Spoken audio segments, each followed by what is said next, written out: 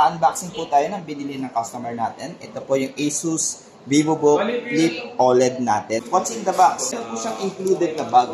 Meron din box sa loob ng box. Ngayon sa loob, may laptop. May kasamang foam. At may kasamang Magic Pen. Asus Pen 2.0. Okay? Tapos meron po siyang included na 90 watts charger and then power cable. At meron pa siyang manual. Amazing True Life Color OLED. Body muna tayo. Alamin natin kung ano ba yung mga materials na ginamit.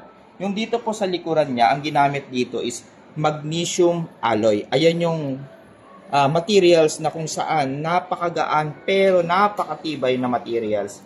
Naka-emboss po yung ating logo. VivoBook logo. Yan. And then yung kanya ditong clip na bracket is made from stainless steel na hindi siya nababasag kahit up to 30,000 clip. Right. And then yung sa kanyang bottom naman is made from magnesium alloy pa rin to, guys. Yan, magnesium alloy. Tapos yung kanyang ventilation is ito yung fan niya. And then napakadami ng butas niya to ventilate the laptop para at least hindi siya iinit. Yan. Ano nga ba yung mga ports na available? Meron po tayo dito USB 2.0 yung ventilation natin. On the other side po, meron tayo dito power port, HDMI, USB 3.1.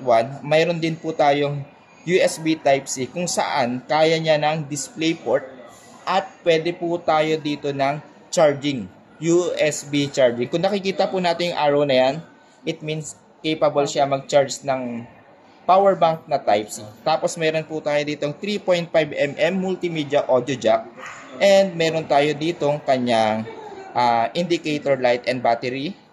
Ito po yung kanyang speaker, left and right. Ito po is touchscreen at napip-flip po siya. Later on, itatry natin yung flip niya. Meron din po siyang high definition camera kung saan meron po siyang privacy. Yan. Privacy. And then meron siyang dual microphone. Sa lower part naman po dito sa keyboard natin, ito po is a chiclet type keyboard na meron po siyang backlit light and then for privacy ng camera and also microphone. Meron din tayong volume controls here at meron din po tayong fingerprint scanner para sa power button. Okay? Dito po sa trackpad niya, meron po siya ditong, yan po, digital numeric keypad. Pwede po natin siyang i-off, pwede natin siyang i-on. Ito po yung kanyang mga other features. VivoBook S14 Flip. Ayan po, 360, 16x10, USB Type-C, Smart Amp, camera privacy with the AI noise cancelling microphone. Siyempre, check natin yung camera. Check natin kung better quality ba para makita natin dito si Kuya Da. Yun, bagong chupit.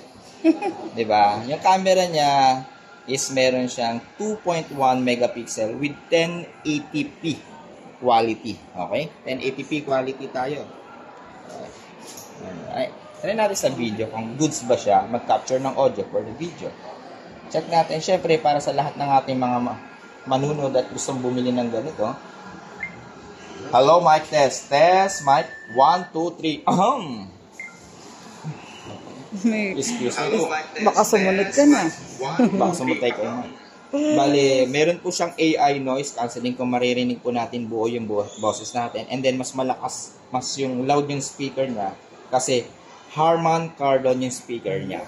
Harman Kardon. Siyempre, pag bibili ka ng laptop, dapat Harman Kardon para maganda yung audio quality.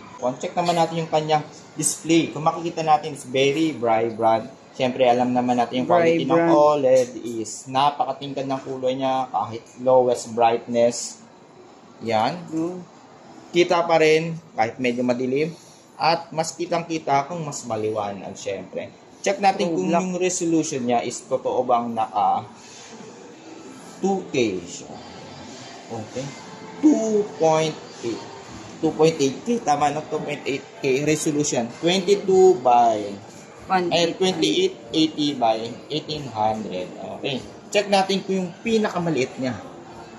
Wow. Sagad na po yan. Ang liliit ng icon. Kumbaga, katumbas niyan, meron ka ditong 4 na window, kaya mong sabay-sabay. Dito po sa Task Manager, makikita natin yung katotohanan, ano yung kanyang specs. Ito po yung kanyang processor. Meron po siyang AMD Ryzen 7 5800H high power, it means. Meron po siyang 8 cores, 16 threads. Meron din po siyang 8 GB RAM. Aalamin po natin later on kung upgradable ba tong laptop na to, kung hanggang ano yung maximum niya. And then meron po siyang Micron 512 SSD.